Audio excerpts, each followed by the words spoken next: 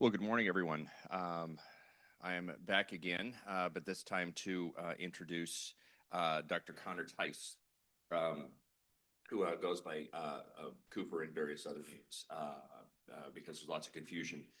Anyway, Connor is going to be talking to us about chest pain. And just to give you a little background, Connor, he is a local, he is a WWAMI student. He was a former Eagle Scout. Thank you for your service. And was briefly at Seattle University and transferred to University of Notre Dame for undergraduate. He then went to the University of Washington Medical School and then went to Penn for his residency. And then we were happy to bring him back here where he is now completing his fellowship.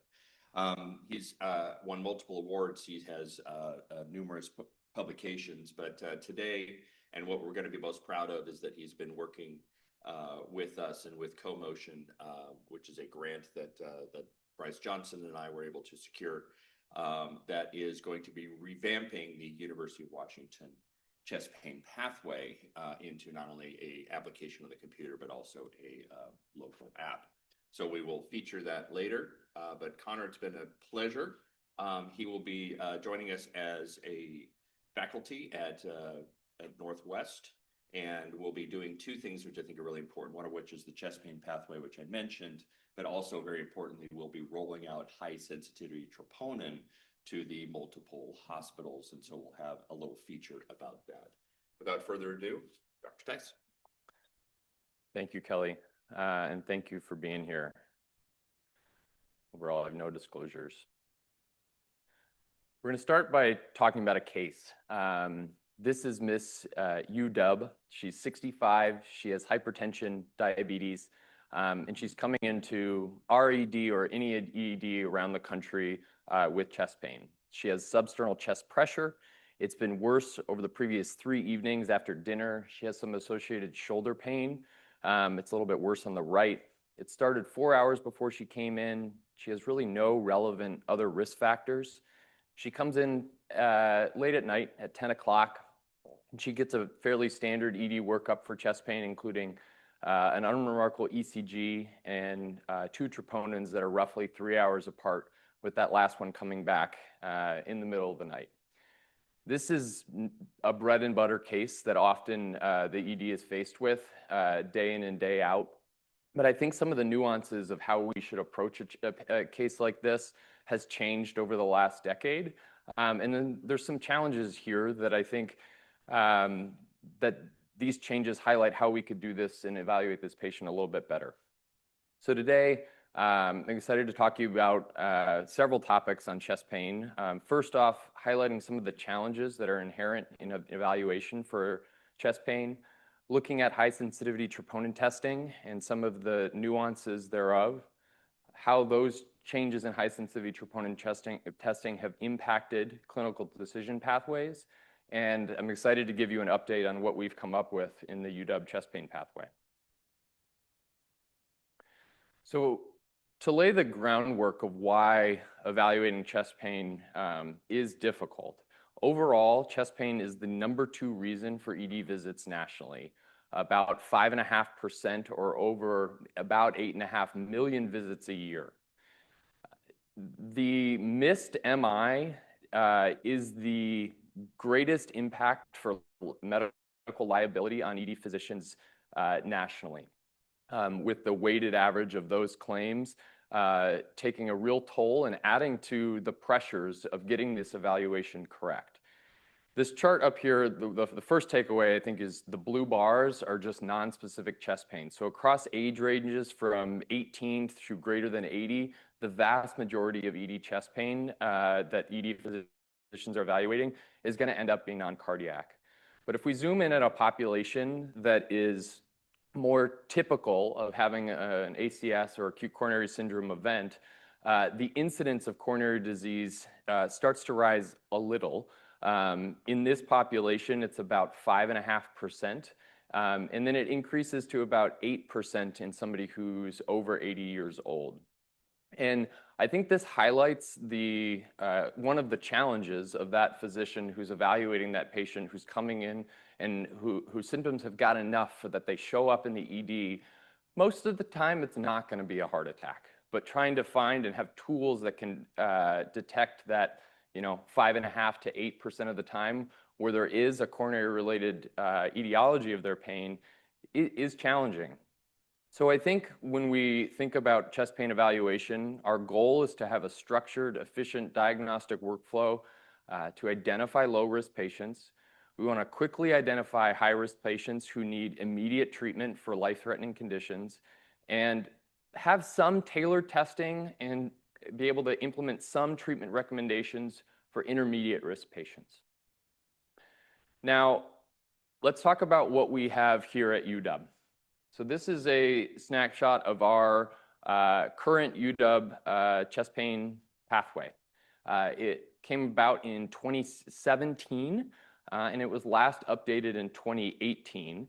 It's based around the standard start to an evaluation of getting an EKG and a troponin. And then the main decision-making is rooted around the heart score.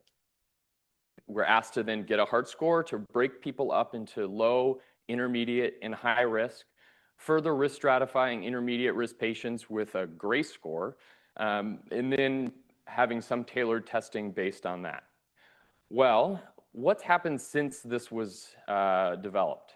We've had multiple international society guidelines starting in 2020 with the ESC guidelines with a novel platform for evaluating chest pain. In 2021, the ACC put out its pretty revolutionary chest pain guidelines. In 2023 and followed in 2025, the ESC and the ACC both put out global acute coronary syndrome guidelines. And we, in our pathway, now have a disclaimer that just says it's been over 180 days since we've looked at, updated, or done anything with it. Now, what's the current experience with our pathway? Well, the survey done in 2023 by Bryce, Johnson, and Kelly, as they started to work on this chest pain project, did a needs survey throughout the UW system of those who may use the pathway. And here's some excerpts from that. So in the gray zone, we don't agree on admission versus discharge with cardiology, that intermediate risk zone. And as we'd expect, it's often the most difficult. And there is often times that many of us can recall of some friction in that gray zone. There's a lot of back and forth on if that patient is high risk or not. But this pathway from 2018 spits out a high heart risk score, but the clinicians who are evaluating the patient don't necessarily agree. The subjective portions of the heart score often differ. That first box, as we'll get into later, is often the most, causes the most friction. There's no shared acceptance of this pathway, and my favorite, cardiology service tends to just ignore these recommendations that this pathway spits out because we've moved on from them.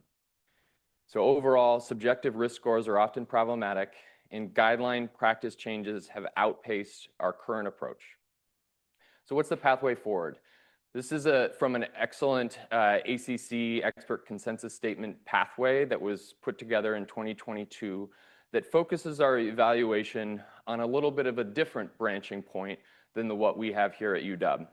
So after ruling out STEMI, making sure that the patient didn't come in as a cause of their chest pain with cardiac arrest, it encouraged us to apply a high sensitivity-based troponin clinical decision pathway to break patients up into low, intermediate, and high risk.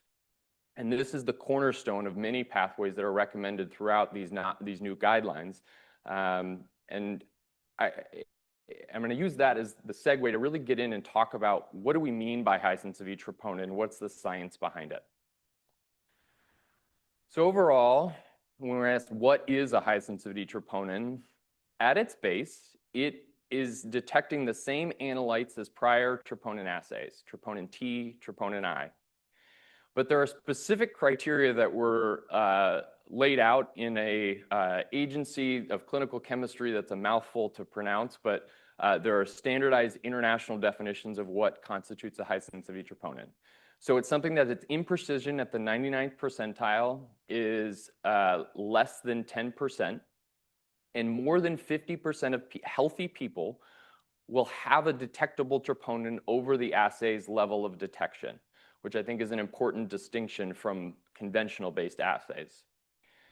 Some of those key terminologies that come up when we read through guidelines based on high-sensitivity troponin are limit of detection and limit of quantification. So detection is basically when you have a sample compared again that has troponin, it's the lowest amount of troponin that can be detectable when distinguished from a blanking sample without.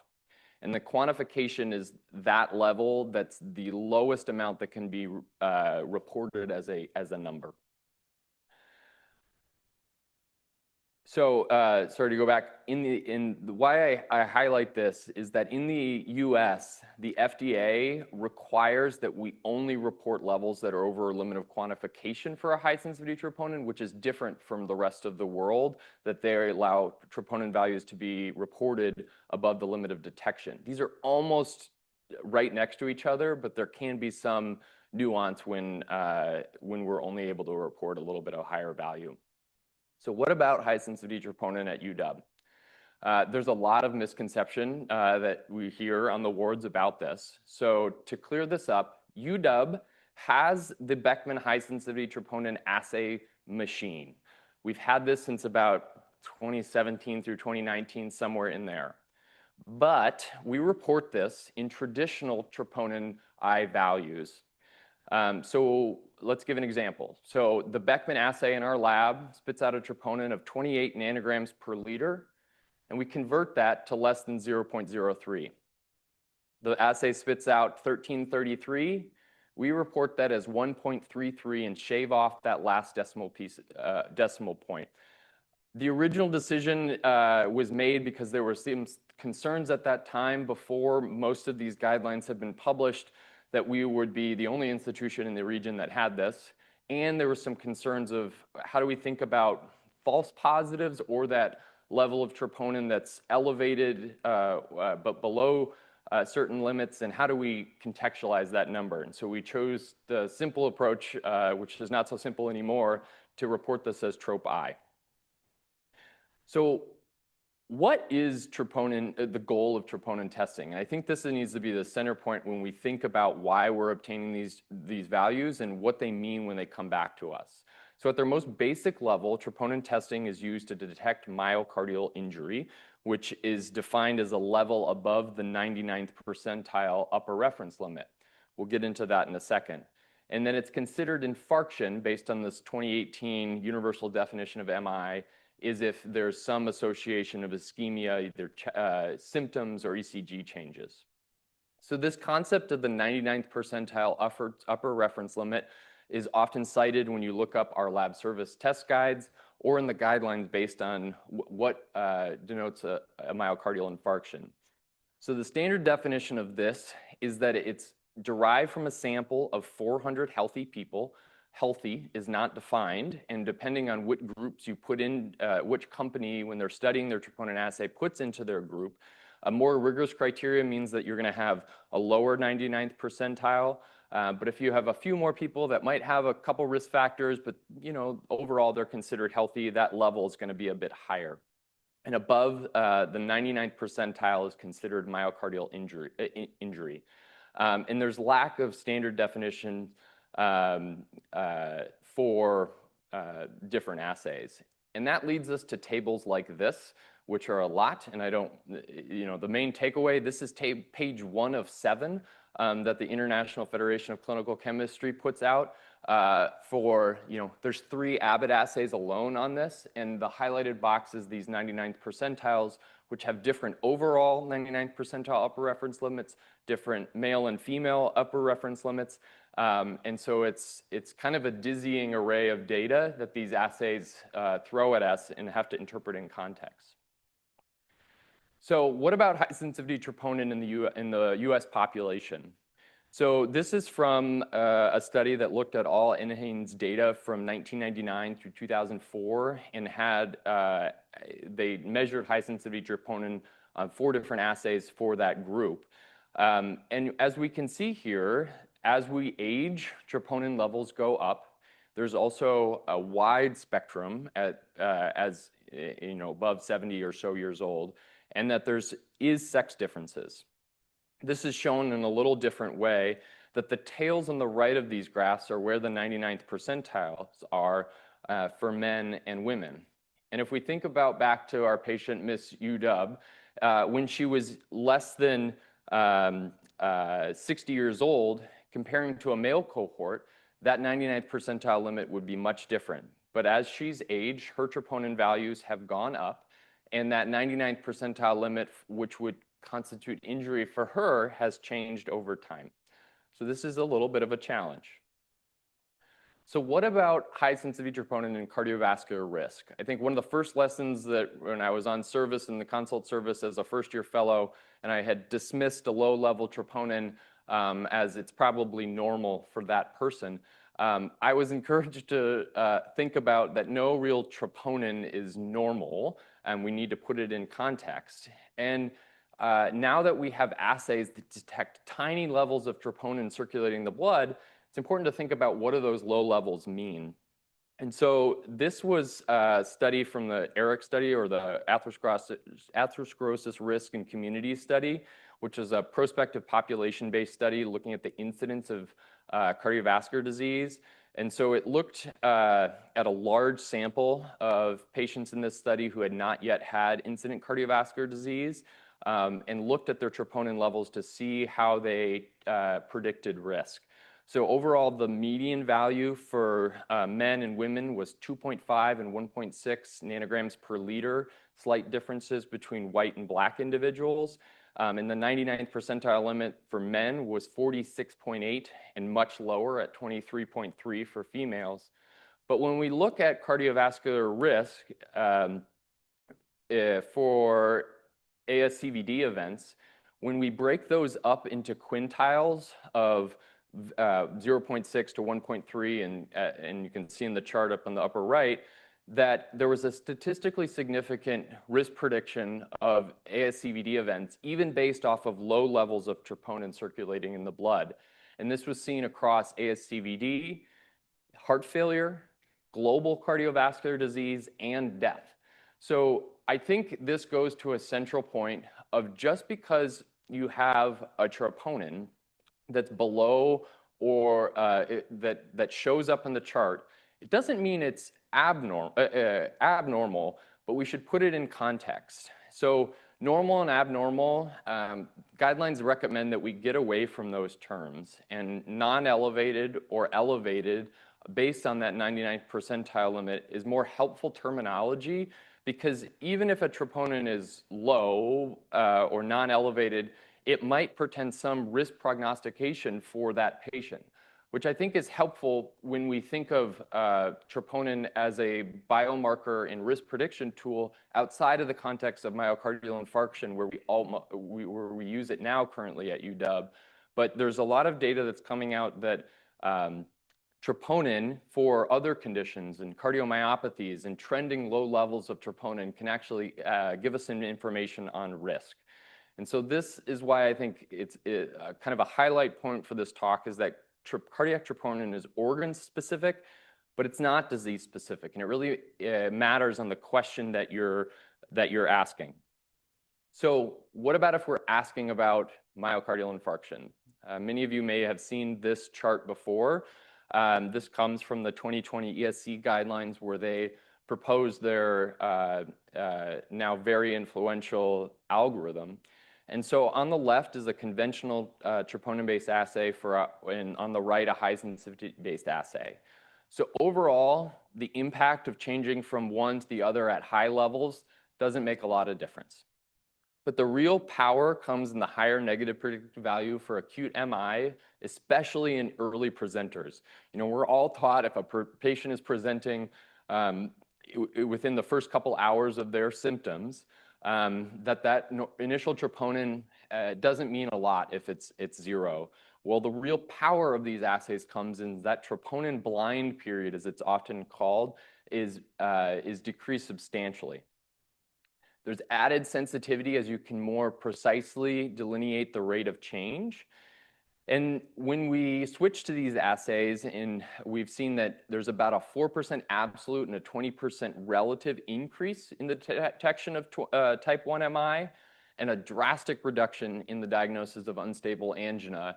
Even you'll see provocative editorials or articles that question the existence of unstable angina as a clinical entity now that we are able to detect such small levels of troponin change. There's also about a 2 times higher detection of type 2 myocardial infarction. So there are some challenges. And I think the first is around that 99th percentile upper reference limit. So if that has been the standard definition of denoting myocardial injury, but now we have a much more precise assay, and that the traditional definition described a 20% change as what was marked as significant. But now when we're able to see much smaller changes, that relative greater than absolute changes around that 99th percentile limit are sometimes more helpful. And I think it also begs the question of what do we do about patients who may have baseline elevated troponins above that 99th percentile limit, such as in renal disease. As we talked about, that upper reference limit is not standardized, and I think every guideline will put a blurb in about knowing your own institution's assays, which give us some challenges here at a regional referral center when we might be getting patients from across the region that have different assays, and interpreting what's happened with that patient is a little bit more difficult. And then confounders. This is one of the biggest issues, and this concept has led to a pretty fierce debate about should we be using sex-specific upper reference limits. When we went back and I showed you that data on the distribution of what were the upper reference limits for men and women, there's a pretty dramatic difference in them. And that decreased negative predictive value in women contributes to sex bias in the diagnosis and treatment of ACS in women. But our international guidelines to this point haven't endorsed their use at all. In 2021 and 2025, the ACC guidelines acknowledge that they exist and that there are differences, but made no recommendation if we should or shouldn't be using them. And in 2023, the ESC guidelines were a bit more descriptive in why, and highlighted that there are multiple other confounders besides just sex-specific upper reference limits. Age being one of them, and that as we saw in that earlier distribution between a young healthy and an older elderly healthy person, that there can be up to a 300% difference in what that upper reference limit is. The GFR of a patient, the timing of presentation, while that early troponin time period, that troponin blind period has been reduced, that for very late presenters, it also is a bit of a challenge. Sex and race. And they basically concluded until automated tools, potentially with the incorporation of AI, that can have integration of all of these different variables, we're not at the point to change and add a sex-specific cutoff as a universal recommendation. So what about when these assays are applied to clinical decision pathways? So when we have the initial evaluation for ACS, that we're getting high sensitivity or troponin-based assays to start off with, and applying a clinical decision pathway to break this patient up into low, intermediate, or high-risk features concerning for NSTEMI, we're asked to apply a clinical decision pathway. Well, in the 2021 guidelines, we got a large table of what they were, and I think it left a lot of us feeling a little bit confused. They said you could use the heart score, you could use the ESC GRACE score, you could use the ADAPT, EDAX, NTOR, or a high sensitivity based score, and what about TIMI and traditional GRACE score? And I think this left a lot of us, and those who don't do this as often of us, feeling a little bit confused of, well, what should we be doing other than just picking one and going with it? The 2025 guidelines, thankfully, were a little bit more prescriptive and encouraged us to use, of those, a high sensitivity-based clinical decision pathway, which we'll get into shortly. So what have the guidelines told us? Well, the ESC has been out in front of the ACC on this because many of the early studies on high sensitivity troponin came out of Europe. And back in 2011, keeping in mind what year it is currently, they gave a class 1B recommendation for using a 0-3 hour high sensitivity-based algorithm for evaluation of chest pain. In 2020, they updated this with a 0-1 hour, and in their 2023 ACS guidelines said that this should be the standard with an optional 3-hour testing arm. The ACC has then followed mostly suit with this, in that in 2021, we said that high sensitivity troponin is preferred over conventional troponin assays given the improved sensitivity. And then we endorsed the ESC 0-1 hour rule-out algorithm among other clinical decision aids. But in 2025, we came and said that is the preferred metric. So we have a lot of options with high sensitivity-based troponin algorithms to make decisions based off of. There's the traditional 0-3 hour. There's a 0-hour single draw. 0-1 hour, 0-2 for those that couldn't meet the time cutoffs that are inherent in a 0-1 hour, and this high STIACS pathway. Since then, the ESC 0-1 pathway has largely become the most commonly used and most cited and most studied of these. So this came from that 2020 paper. It combines features of a 0-hour with a 1 hour and added potential 3-hour evaluation if the patient still doesn't have a clear diagnosis after an hour. And overall, the basic concepts of these pathways is that high sensitivity troponin is a continuous variable in probability of MI increases with troponin, and that early absolute changes are a surrogate for absolute changes by 3 to 6 hours. Overall, they've been designed so that the sensitivity and negative predictive value is at least 99%, and that the positive predictive value for rule-in is about 70%. About 60 to 65% are able to be ruled out, 25 to 30 observed, and 15% ruled in. Back when I showed you that earlier picture of assay-specific 99th percentiles, well, it gets a little bit more exciting when you're asked to cite your own assays' specific cutoffs for what a very low, no 1 hour change, high, and 1 hour delta would be. And here at UW, with a Beckman assay, that's our row, and that's the one we're asked to know. So I think the question then is, do high sensitivity-based troponin assays work in the US population? And efficacy and safety, I think, are the big questions here. Efficacy in terms of, this was another from the High US study, which is a validation study done in the US. And on the x-axis is delta time from the time of their 0-hour troponin. How did they cluster for one, or if they couldn't do one, the group on the right is 2-hour. And so they did remarkably well after switching over, that most institutions that did a 1 hour were able to cluster pretty closely around this. And I think the other takeaway is that how well did it work in terms of ruling out? Well, they didn't quite, in this group, hit that 60% rule out. About 50% were able to be ruled out in this cohort. Safety overall was excellent, and there was less than 1% 30-day cardiac events. What about in special populations? So this is from a JAMA analysis that was analysis of the STOP-CP group that looked at 8 EM sites across the US, about 1,500 patients evaluating these platforms in US-based populations, because we know that our risk factors are a little bit different than European populations. And they saw that patients with known coronary disease that the negative predictive value was a bit lower and dropped below that 1% rate.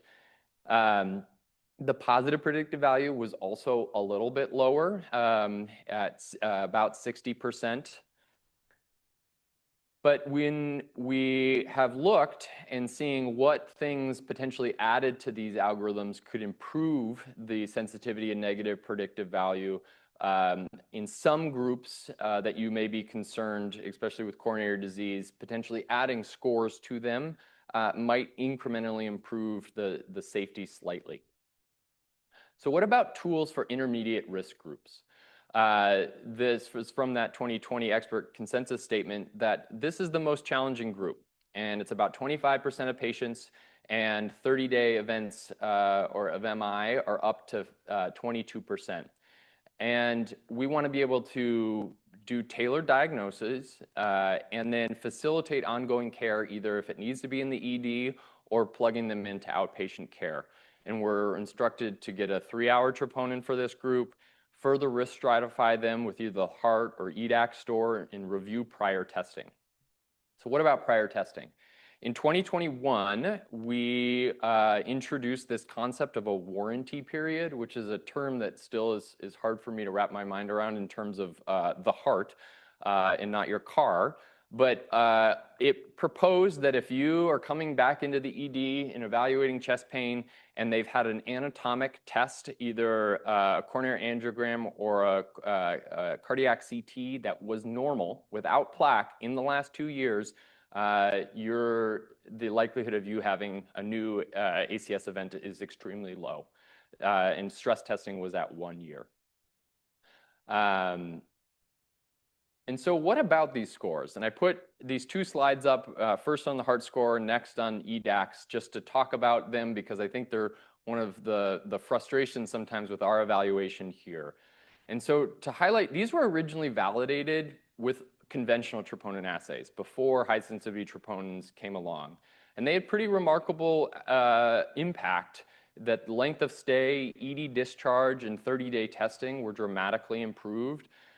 They had excellent sensitivity. And now, as these high-sensitivity troponin-based assays have come along, we've been trying to see, is there a need for them? We saw earlier that maybe for some groups that might have other risk factors, adding a score might incrementally improve our negative predictive value. But I still think there's some issues with them when applied currently. So first is the timing. These really emphasize that the heart score comes first, which I think is backwards of what our guidelines tell us we should be doing. The troponin and that 0-hour troponin that we're encouraged to get right after that initial ECG is more important than taking time to calculate a heart score. Next is the subjectivity, and I think the thing that most of us who get that consult call from the ED often have the most internal feelings about. Of somebody's moderately suspicious or highly suspicious chest pain might be not that suspicious to you. And then last, now that we have such sensitive troponins, what do we think about a heart score greater than 3 based on their age and risk factors? But their troponin is very low or undetectable on a high sensitivity based troponin assays. The other score that they propose that you could use is one that we haven't used frequently here at UW. The EDAC score was one I was not familiar with, but similarly, it was originally designed just to point out low risk, not to break people up into low, intermediate, and high. And so with a score less than 16 with a negative delta troponin, you could effectively rule out with a great negative predictive value. Couple things that I've liked on this score is if you see the bottom 2 boxes that you get negative points for things in the history that might point away from cardiac chest pain, getting away from that subjective physician assessment of what's your clinical suspicion that the heart score uses. And then I think the question is, should we routinely be using these for low risk patients? And I think the answer is no. Neither RCTs of the ESC01 or the other most commonly used high-sensitivity based troponin algorithm included routine use of these clinical decision tools in their trials and were able to show excellent results without them. The 2021 guidelines further endorsed the use of the 0-1 hour alone pathway. And then if you got low risk by that pathway, you could discharge without further testing without the need of a score. And observational studies have added to this that the decreased efficacy of high sensitivity-based troponin pathways, and we're reducing our rule-out percentage by about 13%, with very minimal impact on safety, that overall their benefit is not enough to routinely recommend them. Just a quick note on Timmy and Grace, a couple others from our chart of all the options that we could use. They were originally designed for confirmed acute coronary syndrome evaluation. They were expanded into suspected ACS, but overall, the guidelines note that they haven't consistently shown that they reduced CV outcomes or events. And so if you want the information of what the mortality risk for your patient with ACS is, they could potentially give you that information, but they're not going to largely impact care that much. So what about how these scores and this data and these changes should impact us here at UW? And this is what I'm most excited to share with you. So our current UW chest pain pathway starts with you obtaining a heart score. It then has you put in some extra data for a CAD Consortium 2 score to what's your pretest probability of coronary disease, and then giving a GRACE score. It then spits out a treatment, a diagnosis recommendation. Well, in 2023, when Bryce surveyed our colleagues, they thought it was decently easy to use. It, some of the time, improved chest pain triage, but the accuracy in the setting of knowing that multiple guidelines have come out was, it left room for improvement. So currently, we know it's outdated. Our pathway is only available as HTML. There's a really high click burden that, upwards of 20 clicks to come at an answer of what we should be doing. And there's so much friction about the heart score, as we've talked about. Also, the scores that we use in here, the GRACE and CAD Consortium 2, are not routinely recommended as our risk stratification tools based on the guidelines. So this led us to the Seattle Clinical Pathway Platform, or SCIP. This was formed in 2023 when Kelly and Bryce pitched this idea to CoMotion and secured funding for that. In 2024, I took over as Bryce moved on to some greener pastures after fellowship, and we partnered with the Department of Bioengineering and a capstone team on trying to develop this platform. So our idea was, how do we take this platform as it is now and make it into something that's a little bit more modern and has a little bit better data behind it? Well, in reality, that often meant that in Kelly's office, we sat there with sticky notes on a whiteboard arguing about what should go where and how to make this happen, which I think is probably true of many designed new products. But let's get back to Miss UW. If we remember, she has a couple risk factors. She's 65. She has chest pain that's pressure, but it has some arm pain, and it's not really provoked by stress or exertion. She came in at 10 p.m. and she's had a negative workup thus far. What would happen in our workup? Well, she'd get a heart score, and because of her age and risk factors, and giving her a moderately suspicious story, she has an intermediate risk heart score. What does our pathway tell us to do? Well, first it makes us get this CAD Consortium 2 and GRACE score, and then it moves on to a treatment diagnostic recommendation of a coronary CT. While the ED orders that at 3:30 in the morning, based on what this pathway told them to do, I mean, it's a busy day, a busy night in the ER. There's other things taking up the CT scanner. They're questioning about whether they're going to be able to read it or not, and it gets done at 7:30 in the morning. With some mild non-obstructive disease in her RCA, and she's discharged home at 8:30. Well, what about if we had a better pathway that was based on a modern high-sensitivity troponin? Let's now define her troponin more than just being less than 0.03, and that it's 3 nanograms per liter on a fully powered high-sensitivity-based troponin assay.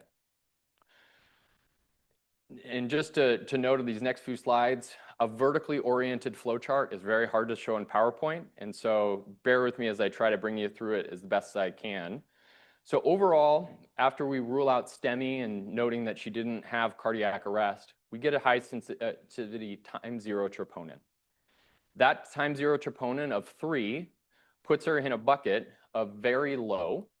And because it's very low and her symptoms have been there for over 3 hours, she discharges without further testing at maybe about 11:30 after they get her paperwork together. So I think the low-risk patient on a high sensitivity-based CDP is the true benefit of these pathways and how they improve care and are able to discharge more patients. What about, let's bring her back. Let's bring her back, and now she's 2 years older, and she's had that chronic chest pain, but now it's changed. She's been fighting spring traffic on I-5, and every time she starts to get stressed, her jaw starts to hurt, and she's having substernal chest pressure. About 2 hours ago, a severe episode of this pain started, and she's coming in.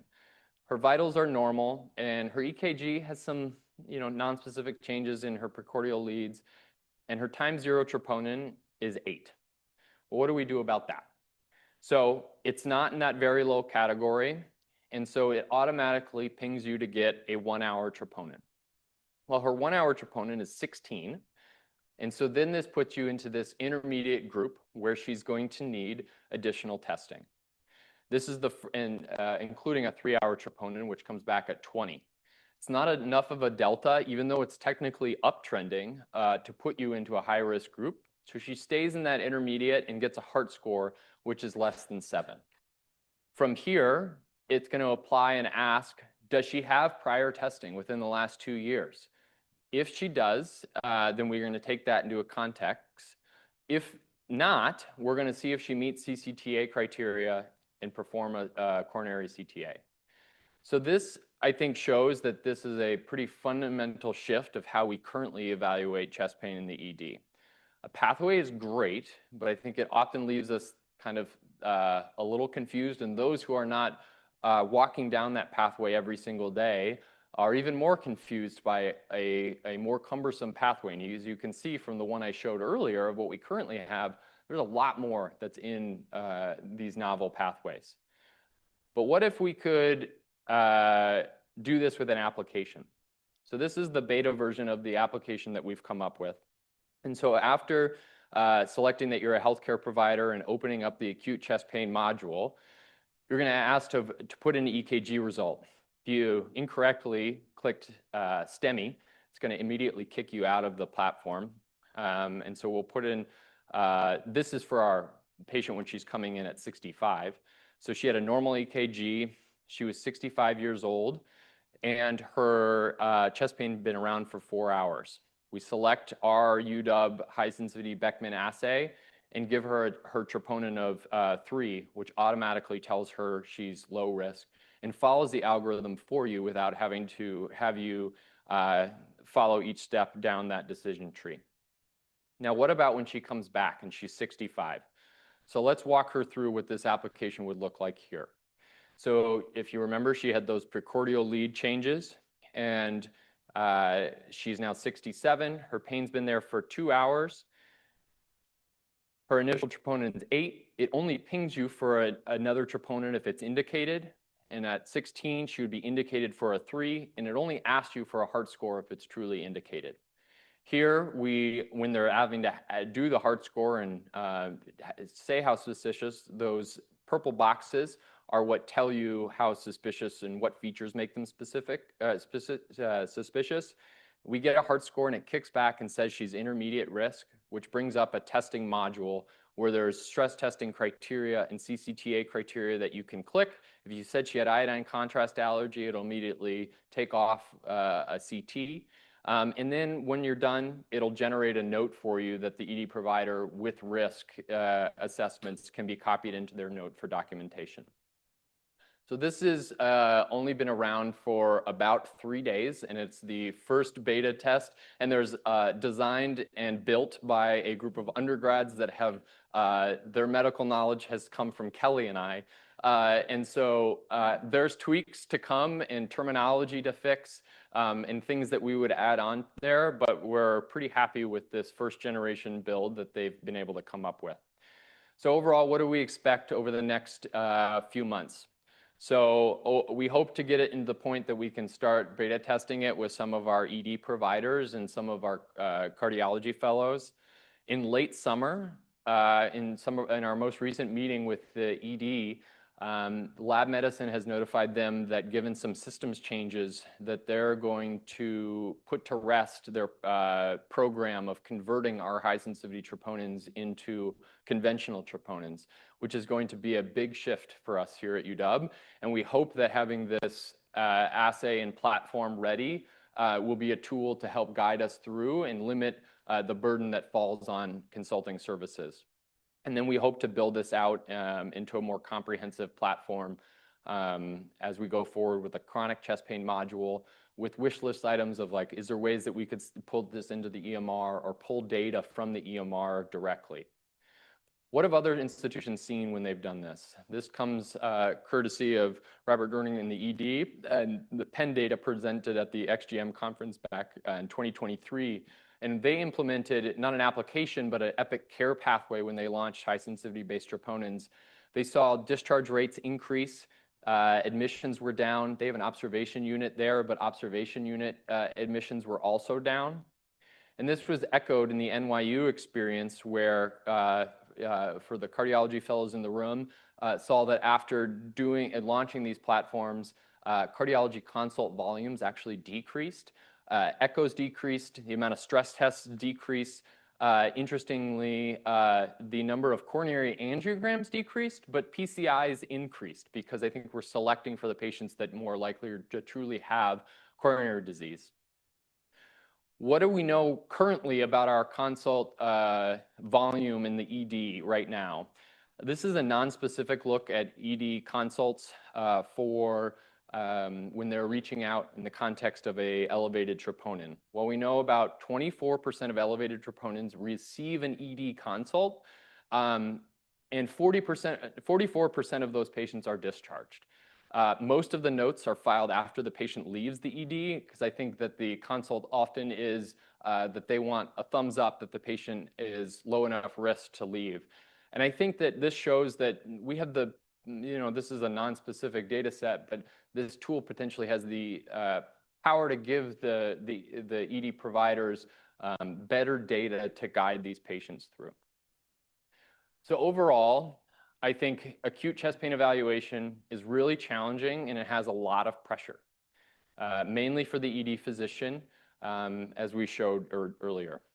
High sensitivity troponin is organ specific, but not disease specific. And the clinical question that we're asking really matters.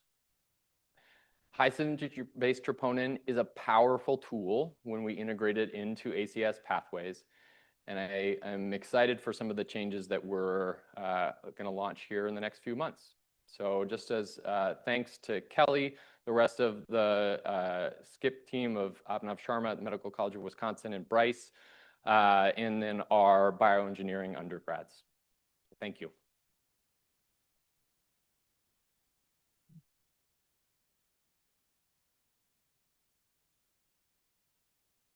So excellent presentation, amazing slides, which of course are near and dear to my heart. But I'll go ahead and open it up for any questions or comments. David. Excellent talk. When we see that the assays have such different values as normals, then they should be measuring the same thing. So the first thing you do when you have a new assay is you say, are these assays measuring the same thing and getting the same values? But is the difference between the norms for the assays just because they looked at a different population? And yes. Shouldn't we just normalize for that? Absolutely. And I think that's one of the big takeaways from that expert consensus document is that, if Abbott removes 2 patients who might have had a risk factor that was borderline, their negative predictive value and specificity of their pathway is going to change significantly. And so I think this maybe lies with the International Federation of Clinical Chemistry lab testing task force, that they just need to define what are the specific criteria, and so that we can more, get rid of tables that are massive and cumbersome moving forward.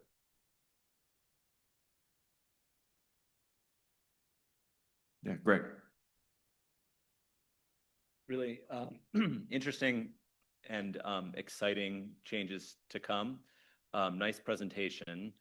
Can you talk about our favorite subpopulation of CKD and heart failure, and how sort of either data or our clinical pretest probability would get integrated into this? And I think you'll tell us it will, but can you tell us maybe what sort of concerns or problems you might anticipate around those populations? Yeah, I think CKD is an especially interesting one.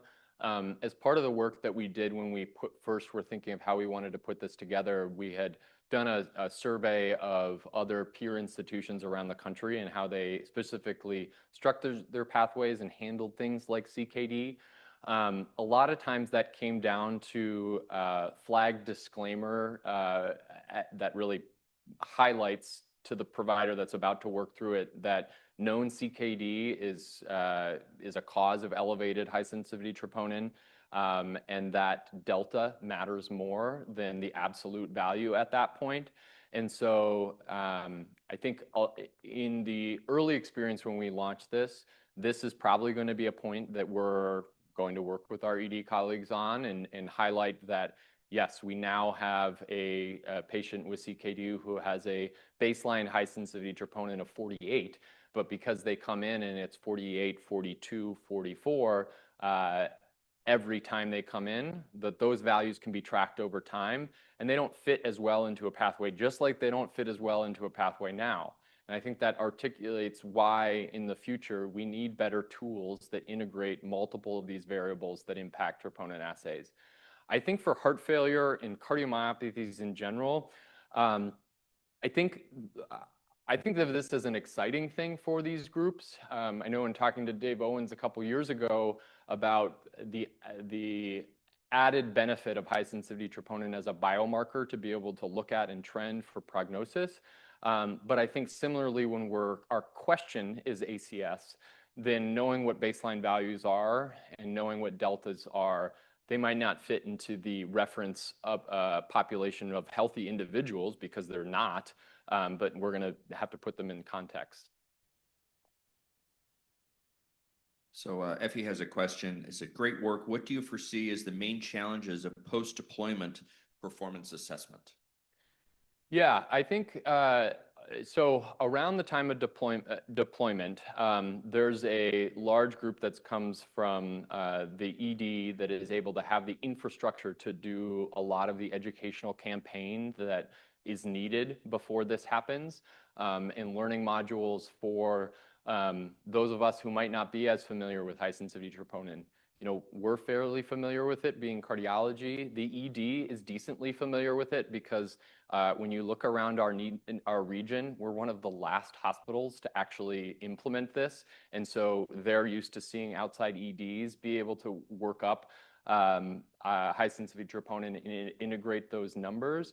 But I think our partners throughout the hospital, family medicine, internal medicine, and our surgical colleagues who might be getting a troponin because they're scared of what's happening to their patient and having it show up as 12,000 is going to be scary.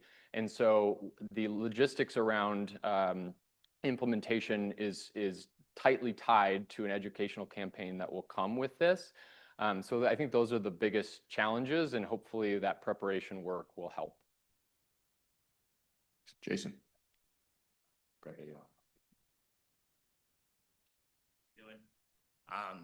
You briefly talk about, perhaps in addition to how much it's going to revolutionize cardiology and also our ED colleagues, more so for the ED colleagues, the pathway here seems to change the ACS workup in certain terms of light speed, because you're going from a delta triple 4 hours, 6 hours. Now you're doing delta 1 to 3 hours and you get the patient out. I feel it has the ED overthinked you guys for basically making the work so much smoother, so much faster. You're like churning out patients and helping them in a safe way. Have you got feedback for that? Get a chance? I mean, I think that's one of the promises and why these institutions are endorsed by all of our guideline groups is that efficiency that it can help with ED length of stay. You know, the weighted impact of a potential ACS evaluation in the ED gets people's attention. And if you're able to triage that patient efficiently and get them out, I think that opens up bed space that the hospitals care about. So I think it's a really important metric.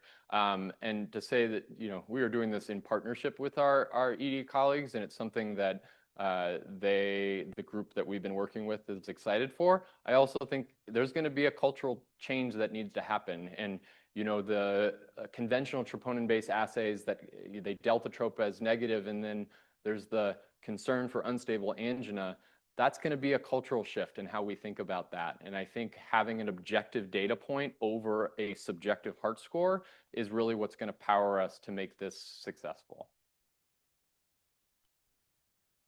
Connor, that was really awesome. And it's amazing that you made a tool in-house that looks so good like that. But I'm also wondering, I mean, a lot of it doesn't seem germane to UW. It seems like it could apply to really any institution, even globally. Do you think that something like this could be more universalized and something that's, you know, like on MD Calc for other institutions? That's our hope. And that's why right now there's that slightly cumbersome extra step to select what troponin assay you're using and what company is processing that. That allows it to be generalizable. I didn't show you, but if you are at an institution that hasn't had the infrastructure to update your troponin assay and you selected the conventional assay, it would guide you down a more conventional heart or CDP-based decision algorithm. But our hope is that this is not just a UW chest pain app. It's a platform that will be available hopefully on the App Store for free at this point. And that there's going to be things like an acute chest pain module, a chronic chest pain module, Kelly's idea of an AFib buddy that can guide patients on practical advice for management of run-of-the-mill AFib or RVR episodes in a hospital. So I think that's the goal. Yeah, so who cares about chest pain? It really is all about the AFib, buddy. So, Omar. Fantastic talk, and really appreciate all of the work that you've put into this. You know, as we go down the pathways, even now, I think a lot of them end up with us getting or recommending coronary CTAs, and that volume I expect to increase. And I was just wondering if you could comment on our availability of those testing modalities, and then also, you know, if we are going to be doing a lot more of them, is there any sort of quality control going into that? Yeah, excellent question. I know Kelly will be able to speak on this more than I am. I know that our availability has increased in the last 2 years. We went to theoretical 24-hour coverage, which is often our experience shows that that's not always the case. But as our radiology partners have more familiarity, the availability has increased. And I think we expect with some of the CT technology that's come that we're going to get better results that hopefully give more precise answers, and then hopefully be able to increase our throughput. But you know, Kelly can speak more. Yeah, it's a great question. Right now for Harborview and University of Washington, it's 24/7, 365. The only time that we're one of 10 institutions in the world that actually have that. So congratulations to Karen Ordovas for actually pushing that through. I thought she was a little bit crazy, but I'm glad that she did it. The only caveat is that sometimes there's basically one radiologist at night that may be reading up to 3 places, including Northwest. And so if they are completely inundated, they won't have time to do cardiac CT. And so sometimes the answer is no, only because they can't get to it and spend the time that they need to. They're just too busy. But otherwise, it is available. It is expanding at Northwest. Right now, it's Monday through Friday. But later on, will be 24/7, 365 as well as we expand out. So that is coming, and will make things much better. Otherwise, it's going to be kind of light of day type of thing. That's only for the ED. That doesn't apply to inpatient, which is sometimes the problem. And again, it's just sheer volumes, having enough people, who's going to be on call, especially weekends and holidays, who's going to do those things. So that's a work in progress. Stay tuned. Okay. So with that, we are at time. Thank you very much, Connor. It's been a pleasure. Looking forward to continuing to work with you as we move forward. And thanks to everyone for joining us in Grand Rounds.